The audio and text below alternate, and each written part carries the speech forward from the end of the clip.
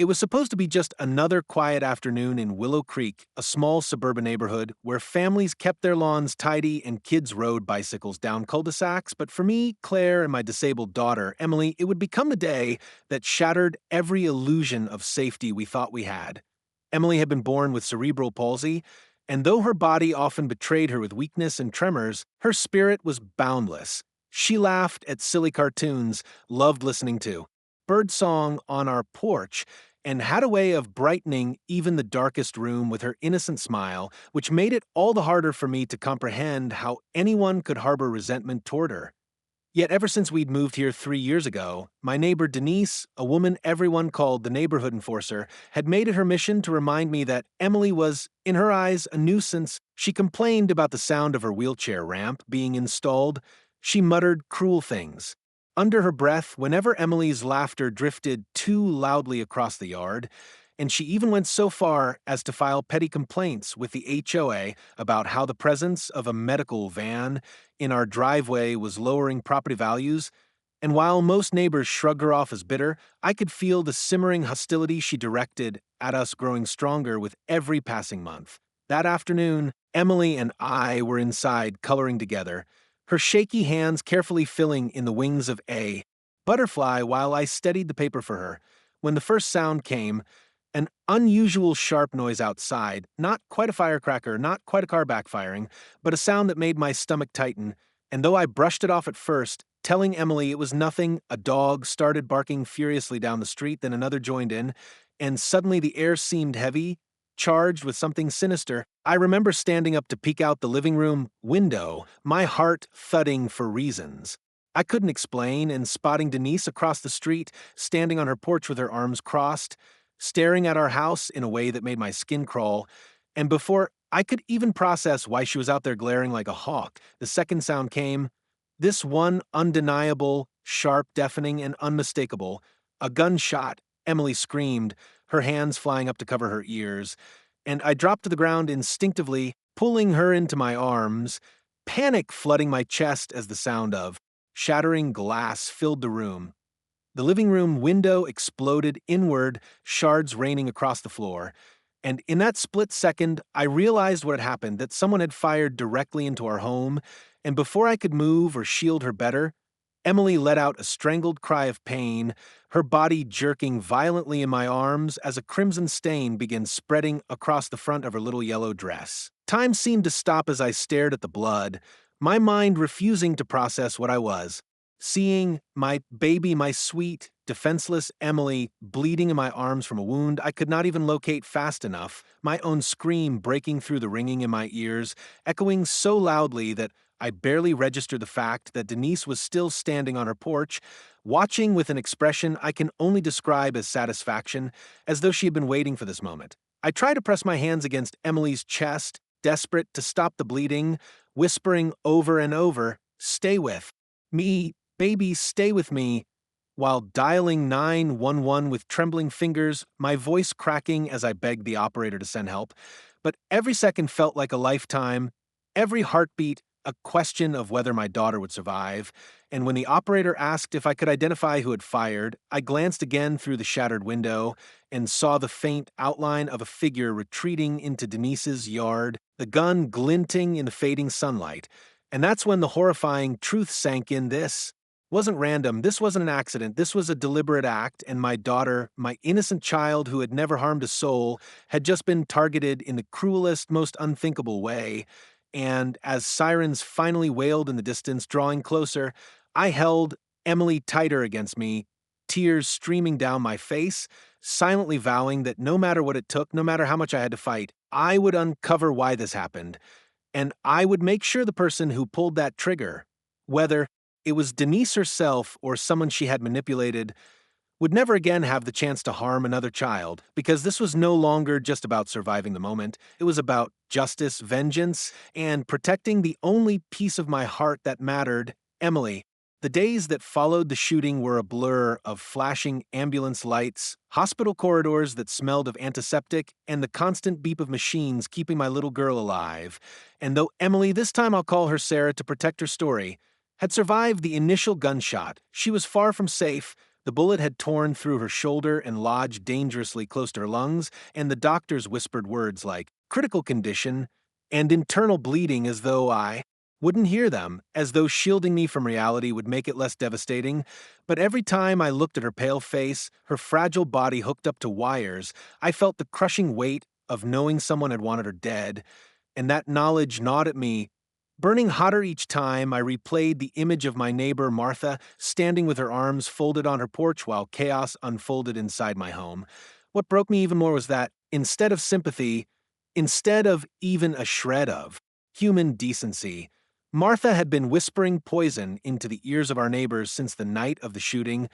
twisting the narrative into something grotesque, saying Sarah's constant crying had pushed someone over the edge, that our presence in the community was a disturbance, that perhaps if I'd been a better parent, none of this would have happened. Her words spread like wildfire, and to my horror, I realized that people were beginning to believe her. At first, the neighborhood was on my side, dropping off casseroles, sending flowers, offering prayers, but then small things began to shift. People stopped meeting my eyes when I walked down the street, conversations died when I entered a room, and eventually a letter from the HOA appeared in my mailbox stating that due to recent events, my van was drawing unwanted attention and should be parked elsewhere, as though Sarah's survival was an inconvenience to them, as though we were the problem instead of the victims. The betrayal stung,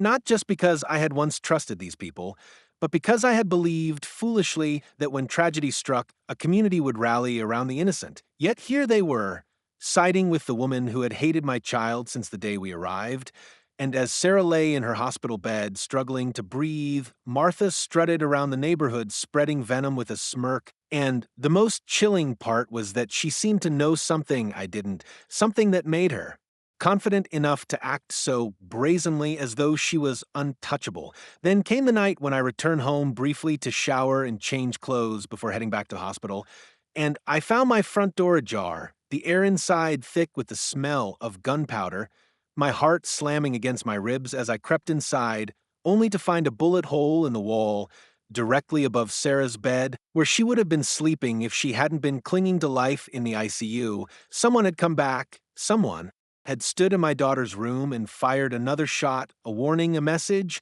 or maybe even a failed attempt to finish what they'd started, and though the police came and dusted for prints, their faces told me everything.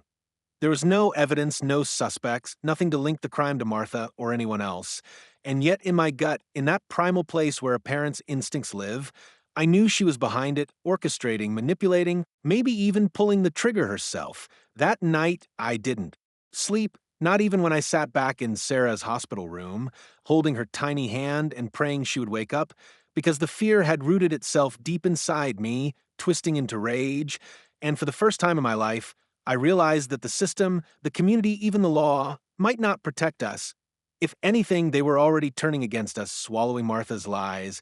and if I didn't find a way to expose her, to prove what she had done, I might not only lose Sarah, but my own freedom, because the whispers I overheard were growing darker, neighbors speculating aloud whether I had staged the shooting for attention, whether my grief was real, and one man even told me to my face that some people will do anything for sympathy, words that sliced through me like a blade, because they came not from an enemy, but from someone I once thought of as a friend. Betrayal had replaced compassion, suspicion had replaced empathy, and through it all Martha walked free, smiling, pretending to be a pillar of the community, while my daughter fought for her life, and I swore to myself then and there that I would uncover the truth, even if it meant tearing open every dark corner of this neighborhood, even if it meant standing alone, because one thing was certain, the danger was far from over, and the next time they came, they wouldn't miss. The night it finally happened is burned into my memory with a clarity so sharp it feels like a wound that will never heal. And though I had been living in fear ever since the first bullet tore through our window, nothing could have prepared me for the moment when my daughter's life was truly placed on the line, because on that stormy evening in Oak Ridge, as thunder rolled across the sky and rain lashed against the windows, I sat in the living room with my little girl. This time her name was Anna, trying to distract her from the pain that still lingered from her last surgery. Her small frame curled up against me as we read her favorite book, when the world suddenly split open with the sound of breaking glass. At first, I thought the storm had shattered a window, but the next instant Anna screamed, clutching her side, and I saw the unmistakable flash of red blooming across her shirt, the deafening crack of a gunshot echoing through the house as I realized in horror that someone was outside firing into our home again. And this time, the bullet had found its mark. Panic overtook me, the book tumbling from my hands as I pulled Anna against me, her tiny body convulsing in pain, her breath shallow and ragged, her wide, terrified eyes staring up at me as though pleading for help I didn't know how to give, and all I could think was that I had to stop the bleeding, had to keep her alive until help arrived. But the phone was across the room and the sound of footsteps crunching on. The wet grass outside told me whoever had fired that shot wasn't done.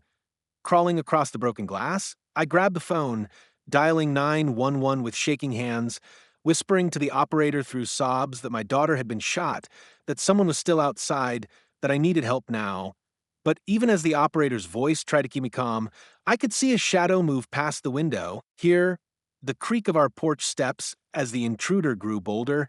and a terror unlike anything I had ever known filled me because it wasn't just about stopping the blood anymore. It was about surviving the next few minutes. I dragged Anna behind the couch, pressing my sweater against her wound, whispering that she was going to be okay, that she just had to hold on, but her lips were turning pale, her breathing shallow, and every second felt like a countdown to the unthinkable. Then, just as I thought the door would burst open, sirens pierced the night, blue and red lights flashing through the rain, and the shadow outside disappeared into the darkness, leaving me sobbing, clutching Anna as officers rushed in, weapons drawn, voices shouting, "Where's the shooter?" while paramedics pushed past them to get to my little girl. I barely remember how they carried her out on a stretcher, blood trailing on the floor, how I screamed at the police that Martha, this time it was a neighbor named Karen, was behind this, that she had been tormenting us for months, that this wasn't random. But there, skeptical faces told me they didn't believe me, that once again we were going to be treated like the problem instead of the victims, and all I could do was watch as the ambulance doors slammed shut, the sound of sirens fading into the storm as my baby was rushed away, fighting for her life. I followed in my car, hands white-knuckled on the steering wheel, tears blurring my vision, rage boiling inside me as I thought about Karen's smirk, the way she had mocked Anna's wheelchair, the way she had rolled her eyes whenever Anna laughed too loudly outside, and I knew with every fiber of my being that she had orchestrated this, that her hatred had finally exploded into violence.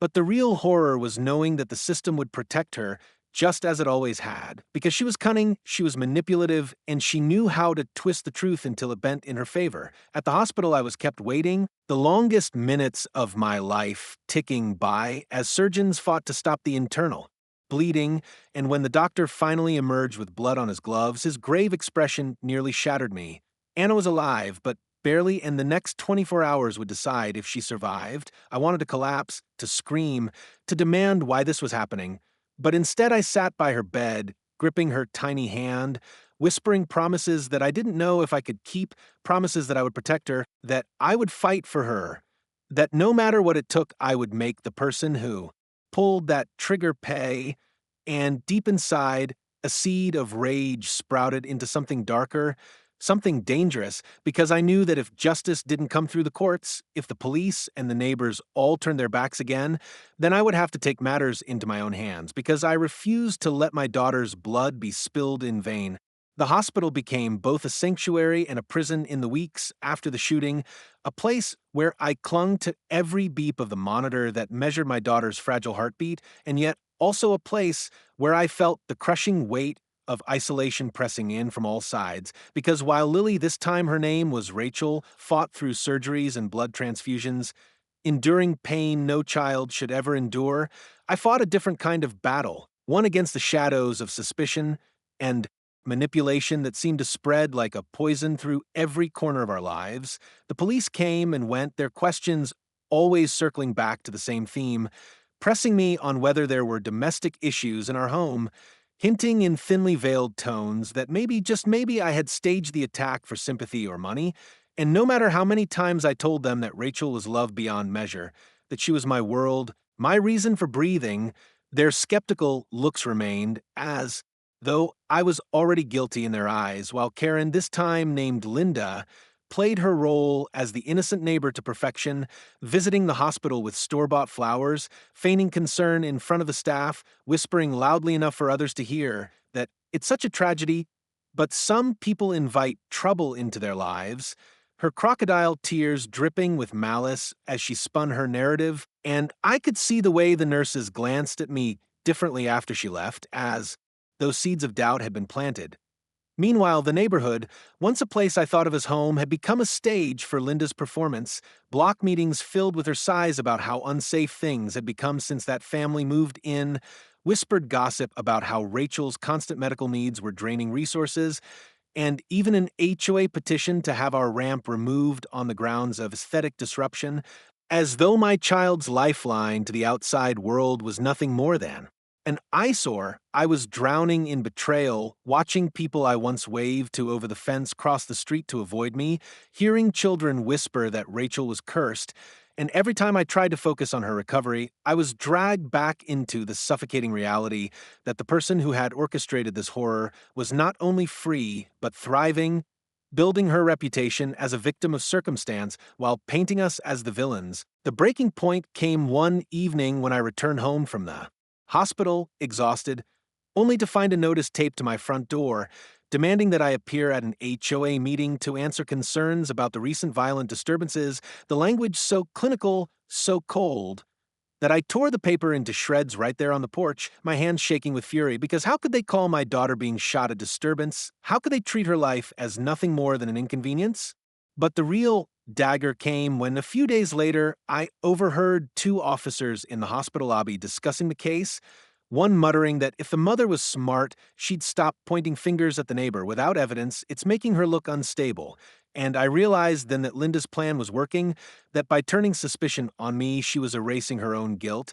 And if I didn't find hard proof soon, I might not just lose Rachel to her injuries, but also to a system ready to believe the worst about me. Every night, I sat in that hospital chair beside her bed, watching her fragile chest rise and fall. I felt the helplessness twisting into something harder, sharper, because the truth was clear.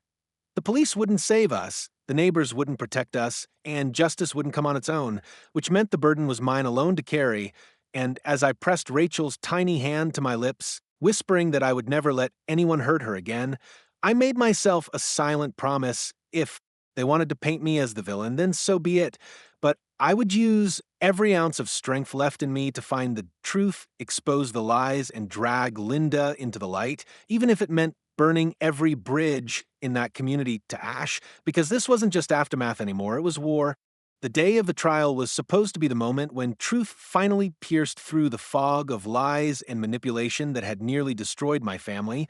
But instead it became a theater of deception, where this time my name was Hannah, and my disabled daughter Sophie, were cast not as the victims but as the villains, while the woman responsible, now called Patricia, played her role as the grieving neighbor with such practiced skill that even the jury seemed spellbound by her tears. From the moment I stepped into the courtroom, clutching Sophie's trembling hand as she sat in her wheelchair, pale and still recovering from her surgeries, I felt the weight of judgment pressing down on me from every direction, the reporters scribbling furiously in their notepads, the jurors whispering to each other with wary eyes, the prosecutor's smug expression as though this case were already decided, and worst of all, Patricia seated at the front, wearing muted colors to appear humble, dabbing at her eyes with a tissue, shaking her head in sorrow as though she, too, were a victim of some cruel twist of fate. The opening statements were knives disguised as words, the prosecutor painting me as unstable, a desperate mother who sought attention by creating chaos, twisting every piece of my pain into evidence of guilt,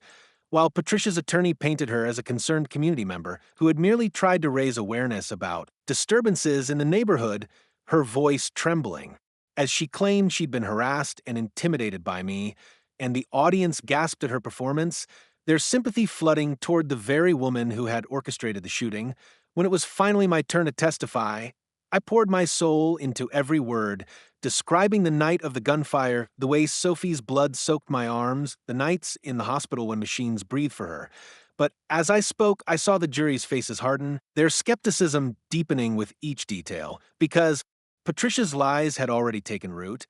And the more I pleaded, the more they seemed to believe I was exaggerating, unhinged, dangerous. The most crushing moment came when a neighbor I had once trusted, a man named George, took the stand and testified that he'd heard me yelling at Sophie before the shooting, twisting a moment of frustration months ago into evidence that I was abusive. And though I wanted to scream that it was a lie, that it was nothing more than a parent's tired sigh taken. Out of context, the damage was done. The jury scribbled notes, the prosecutor smirked, and Patricia looked down at her lap with a trembling lip, her act of false humility sealing her victory. Day after day, I sat in that courtroom as witness after witness. People who had once eaten at my table, who had once waved at Sophie from across the yard, stood and twisted the truth,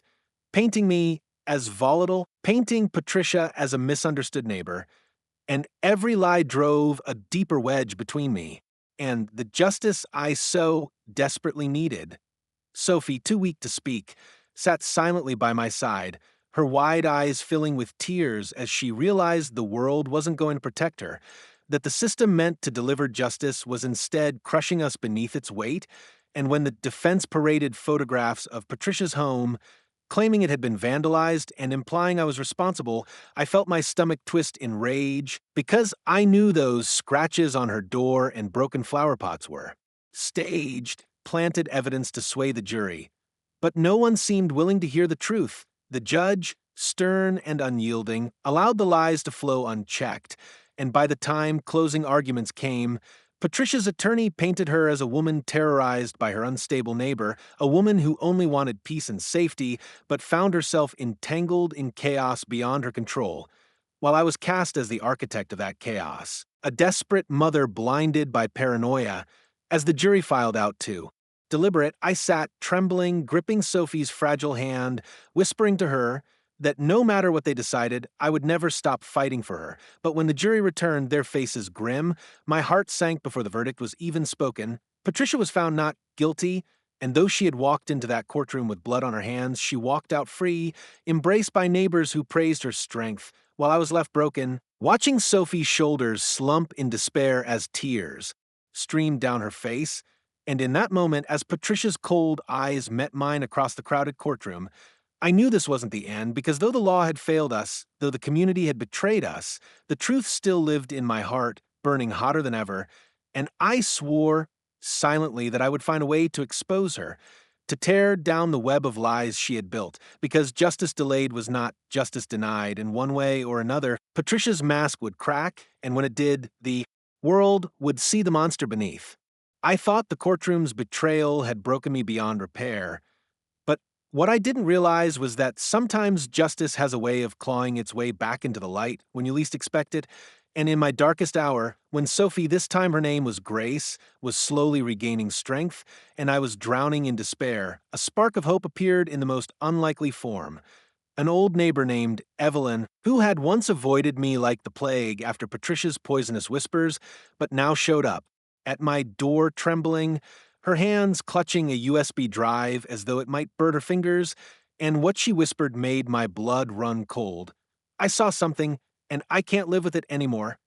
At first, I didn't believe her, too accustomed to betrayal, but when she plugged that drive into my laptop and shaky footage filled the screen, I nearly collapsed. The video showed Patricia in her backyard on the night of the shooting, the timestamp unmistakable, and though the footage was grainy, the outline of the gun in her hand was clear, the muzzle flash lighting up the dark as she fired toward my house, her expression twisted into something that confirmed every nightmare I had ever had. And yet, the video had been hidden buried because Evelyn confessed her husband had convinced her to keep quiet, terrified of retaliation, until guilt finally consumed her.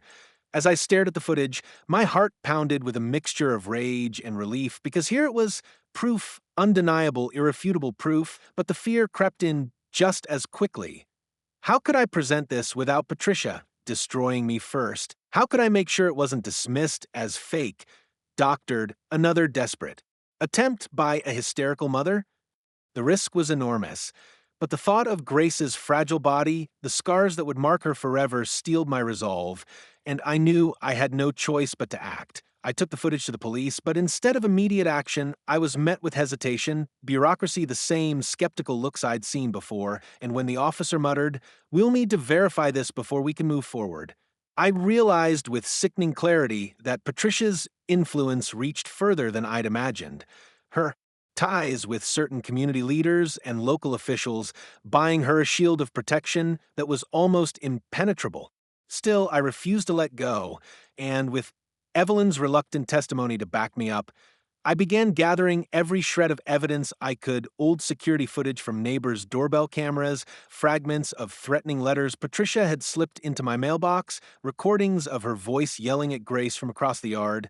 And slowly a picture began to form, a picture too clear to ignore, though the more I uncovered, the more dangerous it became. One night, while sifting through papers at my kitchen table, I heard the creak of my porch steps, the same sound that haunted me since the night of the shooting, and when I glanced out the window, my blood ran cold. Patricia was there, her eyes glinting in the darkness, her smile chilling as she whispered loud enough for me to hear, "You think you've won, but you don't know who you're dealing with." Fear gripped me, but it only fueled my determination because now I knew she was rattled, that the facade she had built was cracking, and that if I pushed just a little harder, she would unravel completely. Days later, my prediction came true when Patricia, in her arrogance, lashed out at Evelyn during a heated HOA meeting, her mask slipping as she screamed threats about ruining her life, threats that were caught on multiple phones and uploaded online before she could stop them. The video going viral within hours, forcing the police to reopen the case and finally take the evidence seriously. Suddenly, the tide was turning. Whispers that once painted me as unstable now questioning Patricia's sanity, neighbors who had abandoned me now avoiding her, and as investigators dug deeper, they uncovered a chilling detail: that Patricia had purchased the exact caliber gun used in the shooting only weeks before the attack, something she had hidden under false paperwork, and though she tried to deny it, her lies were collapsing in real time. The twist that nearly stole my breath came when Evelyn revealed she had more footage of Patricia meeting secretly with another neighbor, exchanging envelopes that suggested she had paid others to lie during the trial, and though the implications were staggering, I knew in my gut it explained everything: the false testimonies, the staged vandalism, the sudden shift of community opinion. Patricia hadn't just tried to kill my daughter. She had orchestrated an entire conspiracy to bury the truth, and now, piece by piece, the mask was disintegrating. Still, victory wasn't certain because the closer I came to exposing her, the more dangerous she became, lurking outside my house at night, sending anonymous notes that promised I would pay dearly if I didn't drop it. And one evening as I returned from the hospital, I found my back door kicked in, my kitchen trashed, a knife stabbed into the table with a single word carved into the wood: "Stop." But instead of deterring me, it solidified my resolve because I knew then that Patricia was desperate, and desperate people make mistakes. With the new evidence in hand, the police could no longer ignore me, and a warrant was issued. The sight of officers marching into Patricia's house while she screamed about conspiracies a moment I will never forget. But even as she was handcuffed, she spat venom at me, swearing that it wasn't over, that she would never let me rest, and for a chilling second I believed her, because monsters like her don't go quietly, they fight to the bitter end. And yet, as I stood there clutching Grace's hand, watching the woman who had tormented us for years finally being dragged away, I felt the first flicker of hope in what felt like an eternity, the first whisper of justice, though deep down I knew the final battle was still to come, because this wasn't just about one arrest, it was about making sure she could never, ever hurt my daughter again. The courtroom was packed again,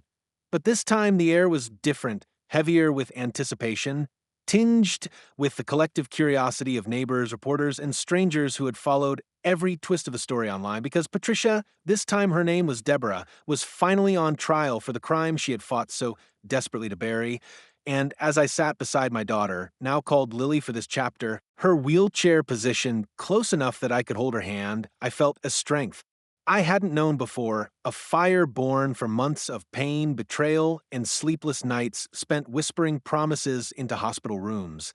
Lily was alive, scarred but strong, and though her voice was quiet, Her eyes held the same determination that pulsed through me. Because this wasn't just about punishment anymore. It was about reclaiming our truth, our dignity, our place in a world that had tried to erase us. The prosecutor's case unfolded like a storm, every piece of evidence crashing down against Deborah's carefully crafted facade.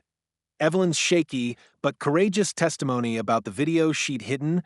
the viral clip of Deborah threatening her at the HOA meeting, the receipts proving she had purchased the weapon, and even the confession from one of her co-conspirators, who, faced with perjury charges, admitted Deborah had bribed him to testify against me. And though Deborah sat rigid in her chair, trying to maintain composure, I saw the twitch in her jaw, the panic in her eyes as her lies unraveled thread by thread. When it was my turn to testify again, my voice didn't tremble as it had before. I spoke clearly, powerfully, recounting the night of the shooting, the way Lily's blood soaked my arms, the nights when machines kept her alive, the fear that haunted every breath since. And as I looked at the jury, I saw their faces soften, their eyes no longer skeptical, but burning with the same outrage that had fueled me for so long. And in that moment, I knew the tide had turned. Deborah's attorney tried to fight back, painting her once more as a misunderstood woman, but the evidence was too strong, the cracks too wide, and when Deborah finally took the stand in her own defense, her composure shattered. Under pressure, her words faltered, contradictions spilling out, her anger boiling over as she lashed out at the prosecutor. Then at me, her mask ripped away in front of everyone, and the jury saw the monster I had known all along. When the verdict was read, guilty on all charges, the gasp in the room was deafening, and I collapsed into tears, pulling Lily into my arms as relief surged through me, not because the pain was gone, not because the scars would fade, but because at last the truth had triumphed over lies, at last my daughter's suffering had meaning, at last justice had been carved out of the rubble of betrayal.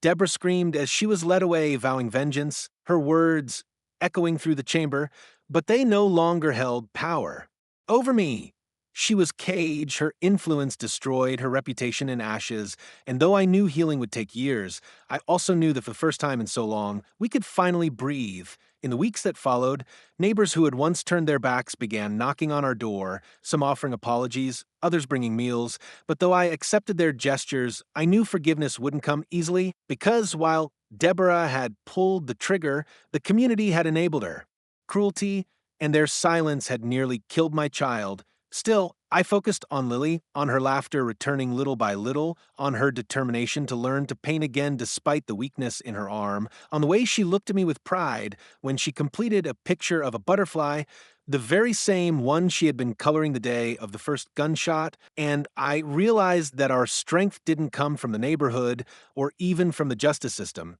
It came from us, from the bond that had endured every storm, from the love that had refused to break. Sometimes at night, I would sit by her bed, listening to her soft breathing, and think about how close I had come to losing her, how easily her story could have ended on that living room floor, and the weight of that thought always brought tears, but they were no longer tears of despair. They were tears of gratitude, of defiance, of survival. We had been hunted, betrayed, nearly destroyed, but we had risen, and though Deborah's threats echoed faintly in my mind, I knew they were powerless now, shadows of a woman whose hate had consumed her until there was nothing left, while Lily's light, fragile though it seemed, had burned brighter than all of it. So when reporters asked me outside the courthouse what I wanted people to take away from this ordeal, I looked directly into their cameras and spoke from the deepest place in my soul that no child should ever suffer because of someone else's hate, that no parent should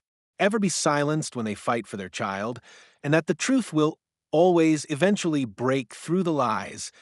The crowd applauded, the cameras flashed, but none of that mattered. What mattered was the small hand gripping mine, the voice beside me whispering, "We did it, Mom," and as I kissed Lily's forehead, I knew that while our wounds would never fully vanish, they had become symbols of survival, proof that we had endured the unimaginable and refused to be broken, and that in the end was the greatest justice of all.